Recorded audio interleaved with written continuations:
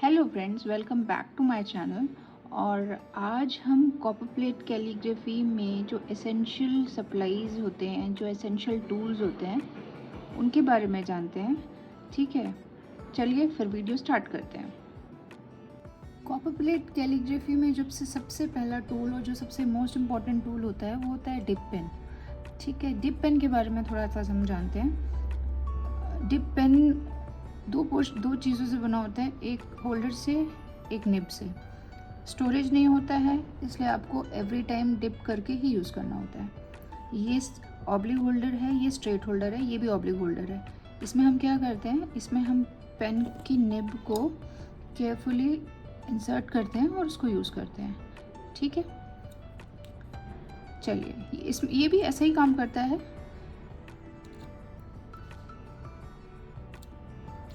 ठीक है, और दूसरा पोर्शन जो होता है, दूसरी पार्ट जो होता है पेन का, वो होता है ये निब। ठीक है, ये फ्लेक्स निब्स होती हैं और कॉपर प्लेट कैलीग्राफी के लिए और भी बहुत सारी निब्स आती हैं। मेरे पास फ़िलहाल दो ही है, ये निकोजी है और ये मैन्युस्क्रिप्ट की कोई निब है, मुझे उसका नाम एक्चुअली अभी याद नहीं आ रहा है। ठीक है, और भी निब्स आती हैं, जैसे हंट 101 आती है और ब्लू पम्पकिन आती है, लेकिन फ़िलहाल मेरे पास यही दो निब्स हैं और मैं जो प्रेफर करती हूँ वो करती हूँ निकोजी से। ठीक है, तो बेसिकली ये जो निब्स होती है ना, आपने कॉपर प्लेट कैलीग्राफी अगर आपने बहुत गौर से देखी होगी, ध्यान से देखी होगी, तो उसमें मेजरली दो टाइप के स्ट्रोक्स होते हैं। एक हेयरलाइन स्ट्रोक होता है जो बिल्कुल पतला होता है, और एक थोड़ा ब्रॉडर स्ट्रोक होता है जिसे हम शेड कहते हैं। तो हम फ्लेक्स निब इसलिए यूज़ करते हैं कि जो निब है, आप देखेंगे ना, जब आप इसको इसमें आप प्रेशर अप्लाई करते हो ना, यहाँ दिखाती हूँ, इसमें जब आप प्रेशर अप्लाई करते हो ना तो ये ओपन हो जाती है। तो इससे क्या होता है कि जो वेरिएशन ऑफ स्ट्रोक्स है ना, इसी से हमें मिलता है, इसलिए हम फ्लेक्स निब यूज़ करते हैं। ठीक है, कॉपर प्लेट कैलीग्राफी में जो नेक्स्ट चीज़ इम्पॉर्टेंट है वो है इंक। ठीक है, इंक आप कोई भी इंक ले सकते हो, लेकिन दो चीज़ उसमें आपको ध्यान रखना है। एक उसकी कंसिस्टेंसी ध्यान रखनी है, दूसरा ये ध्यान रखना है हमें कि वो इंक बहुत फास्ट ड्राइंग नहीं होनी चाहिए, क्योंकि अगर वो इंक बहुत फास्ट ड्राइंग होगी ना तो वो निब्स में ना क्लॉगिंग कॉज करेगी, फिर आपके लिए वो कंफर्टेबल नहीं होगा लिखना, और वो जो स्ट्रोक्स है ना वो उतने कंसिस्टेंटली और वो सेम फॉर्मेशंस के नहीं आएंगे। ठीक है, फ्लोइंग नहीं होगा, मेरे कहने का ये मतलब है। तो ये दोनों चीज़ का आपको इंक का ध्यान रखना है, और इंक बहुत सारे इंक्स में अवेलेबल है। आपको अगर बिगनर हो, आप अगर बेसिक से स्टार्ट कर रहे हो, तो आई विल से कि आपको जो इजीली मार्केट में अवेलेबल इंक होती है, फॉर एग्जांपल कैमलिन की इंक है, वो आप यूज़ कर सकते हो, या फिर पाकर की इंक आप यूज़ कर सकते हो। तो वो बिगिनर फ्रेंडली इंक है, आप उनको इजीली यूज़ कर सकते हो। मेरे पास तो फ़िलहाल 2-3 ब्रांड्स की इंक है। ठीक है, लेकिन वो इंक भी कैमलिन की इंक भी अच्छी है, मैंने उस पर भी काम किया है, वो अच्छी है। ठीक है, इंक का नेक्स्ट वो है कि हमें ना ऐसी छोटी छोटी इंक की बॉटल्स, अब मेरे पास जैसे ये बड़ी बॉटल है, राइट, अब इसको हैंडल करना थोड़ा सा मुश्किल होता है। उसका रीज़न ये है कि अगर स्पिल हो गया तो पूरी इंक गिर जाएगी। तो मैंने ना उसका एक टेक्निक निकाला है कि ये जो छोटी छोटी हमें मेडिसिन की बॉटल्स नहीं मिलती हैं, इसमें मैंने इंक को फिल कर लिया है। ठीक है, इसको ये मार्केट में कमर्शियली भी अवेलेबल होता है, इसको हम डंकी डिप्स कहते हैं, लेकिन मुझे लगा कि कमर्शियली हम ख़रीदने जाएंगे तो वो सही नहीं है, तो मैंने ऐसी छोटी छोटी जो मेडिसिन की बॉटल्स होती है ना, उसको यूज़ कर लिया है। ये भी बहुत इजीली हैंडल होता है, और स्टोरेज के लिए भी अच्छा है, और हैंडी है ना, सबसे बड़ी बात। तो ये एक्चुअली में ना, ये देखिए, ये बहुत इजीली हैंडल होता है, इसलिए मैं प्रेफर करती हूँ कि मैं बड़ी बॉटल से ना काम करूँ, मैं ऐसी छोटी छोटी बॉटल्स में रखा हुआ है मैंने अपने इंक्स को। ठीक है, इसको हम डंकी डिप्स कहते हैं। ये कमर्शियली भी आपको अवेलेबल है, लेकिन कमर्शियली मैं प्रेफर नहीं करती हूँ। क्यों जाना कमर्शियल पे है, जो चीज़ हमें घर में ही ईजिली मिल जाती है, तो हमें वो कमर्शियली जा कर के हमें उसमें पैसा क्यों खर्च करना है ना। ठीक है, नेक्स्ट जो एसेंशियल रिक्वायरमेंट है कॉपर प्लेट कैलीग्राफी का है, वो है सरफेस। सरफेस मतलब हम पेज की बात कर रहे हैं यहाँ पे। तो मैं जो पेज यूज़ करती हूँ वो यूज़ करती हूँ 100 GSM 90 GSM है शायद, ये एक्सेल बॉन्ड का। मैं मतलब क्योंकि इनिशियली आपको भी प्रैक्टिसिंग करनी है, मैं भी प्रैक्टिस फेज़ में ही हूँ, तो मैं यूज़ करती हूँ 90 GSM का एक्सेल बॉन्ड का पेपर। JK एक्सेल बॉन्ड ये है, ये बहुत अच्छा है पेपर, मुझे इसकी पेपर की क्वालिटी बहुत पसंद आई।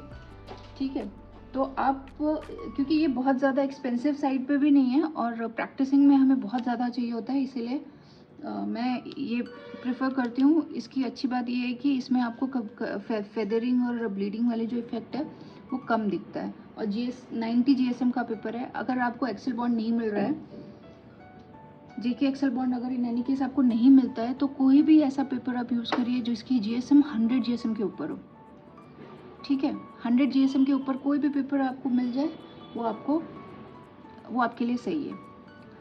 और दूसरी पॉइंट ये है कि अगर आप कमर्शियली या अगर आप कस्टमाइज ग्रीटिंग कार्ड्स या कस्टमाइज लेटर्स ये सब बना रहे हैं, तो आई वुड प्रेफर कि आप यूज़ करें आइवरी शीट्स होती है ना, 240 GSM होती है शायद वो, तो आइवरी शीट्स का आप यूज़ कर सकते हैं। मैंने उस पर भी काम किया है, वो भी बहुत अच्छी है, बहुत हेल्पफुल रहता है उस पर भी। उसमें भी कोई प्रॉब्लम फेस नहीं की मैंने। वो तो एक्चुअली बेस्ट होता है, लेकिन वो ना थोड़ा एक्सपेंसिव साइड पे पड़ जाएगा। अगर हमें प्रैक्टिसिंग करना है, अगर हमें रोज़ करना है, तो वो थोड़ा हमें एक्सपेंसिव साइड पे पड़ जाता है, इसलिए मैं प्रेफर नहीं करती हूँ। और कोई बात नहीं है, मैं JK बॉन्ड ही प्रेफर करती हूँ। ठीक है, और अगर आपके पास जो इंक है, अगर आप कमर्शियल बनाते हैं, मतलब कस्टमाइज्ड ऑर्डर्स वगैरह बनाते हैं, अगर आप वाटर बेस्ड इंक का यूज़ कर रहे हैं या किसी तरह वाटर कलर यूज़ कर रहे हैं, तो वाटर कलर अगर आप यूज़ कर रहे हैं तो उसमें कोशिश करिए कि वाटर कलर पेपर यूज़ करें। वो इस पे काम नहीं करेगा अच्छा, या वो आइवरी शीट पे इतना अच्छा काम नहीं करेगा जितना वाटर कलर पेपर पे काम करेगा।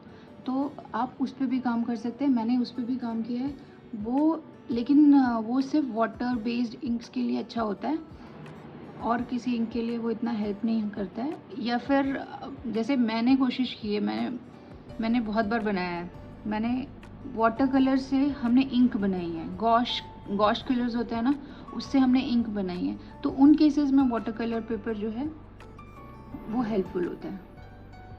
ठीक है, तो हम वाटर कलर पेपर उन केसेस में यूज़ करते हैं जहाँ पे वाटर बेस्ड इंक होती है। ठीक है, चलिए नेक्स्ट चीज़ जो हमें कैलीग्राफी में हेल्प करती है वो ये करती है, ये रोलर स्केल है। कोई भी स्केल हो सकती है, क्योंकि मेरे पास अब रोलर स्केल है तो मैंने आपको ये शो कर दिया। रोलर स्केल का फ़ायदा ये है कि ये आपको पैरेलल लाइंस, बहुत सर दर्द के बिना पैरेलल लाइंस बना के देता है। ठीक है, तो ये गाइडलाइंस, क्योंकि कॉपर प्लेट कैलीग्राफी बिना गाइडलाइंस के नहीं होती है, तो ये गाइडलाइंस बनाने में आपकी हेल्प करता है। एक पेंसिल और एक स्केल चाहिए होता है, बस दैट्स इट, और कुछ ऐसा चाहिए नहीं होता है गाइडलाइंस के लिए। हाँ, प्रोटेक्टर चाहिए होता है, तो मेरे पास रोलर स्केल है तो इसमें ये भी है। अगर आपके पास रोलर स्केल नहीं है, आपके पास नॉर्मल स्केल है, तो उससे भी आप बना सकते हैं। तो गाइडलाइंस के लिए हमें स्केल और पेंसिल की ज़रूरत होती है। वो पेंसिल मैं प्रेफर करूँगी कि आप ऐसे जो मैकेनिकल पेंसिल होती है ना 0.5 की, उसको यूज़ करें, क्योंकि इससे लाइट भी दिखे, मतलब जो गाइडलाइंस बनती है ना वो लाइट भी बनती हैं और इतनी ज़्यादा विजिबल नहीं है। इसलिए मैं प्रेफर यही करती हूँ कि अगर आप यूज़ कर रहे हैं पेंसिल, अगर आपके पास मैकेनिकल है, तो आप गाइडलाइंस बनाने में मैकेनिकल पेंसिल ही यूज़ करें। ठीक है, और जो छोटी छोटी बातें हैं कॉपर प्लेट कैलीग्राफी में, हमें एक वाटर का कंटेनर चाहिए होता है, एक रफ़ क्लॉथ चाहिए होता है।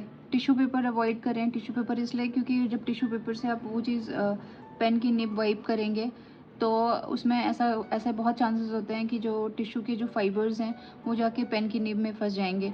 तो आप जब कॉपी प्लेट कैलीग्राफी करने बैठें तो कोशिश करें कि एक रफ़ क्लॉथ लेकर बैठें, ठीक है। तो और एक कंटेनर, 1 कंटेनर ऑफ वाटर, एक वाटर कंटेनर रखिएगा, जिससे अगर आपको किसी भी मोमेंट ऐसा लगता है कि मेरी जो इंक है वो पेन में जा कर के क्लॉग हो गई है, फंस गई है, अटक गई है, तो आप उसको वाटर से वॉश करके उसको ड्राई करके फिर से आप यूज़ कर सकते हैं। लेकिन टिश्यू पेपर आपको यूज़ नहीं करना है, कॉटन का क्लॉथ यूज़ करना है, ताकि उसमें फाइबर्स जा कर के चिपके ना आपके पेन की निब में। चलिए फ्रेंड्स, आज के लिए फिर इतना ही। अब हम नेक्स्ट वीडियो में डिस्कस करेंगे कि कॉपी प्लेट कैलीग्राफी की गाइडलाइंस कैसे बनाते हैं, क्योंकि बिना गाइडलाइंस के कॉपी प्लेट कैलीग्राफी होगी नहीं, ठीक है। चलिए मिलते हैं फिर आपसे नेक्स्ट वीडियो में, तब तक के लिए कीप लर्निंग, बाय।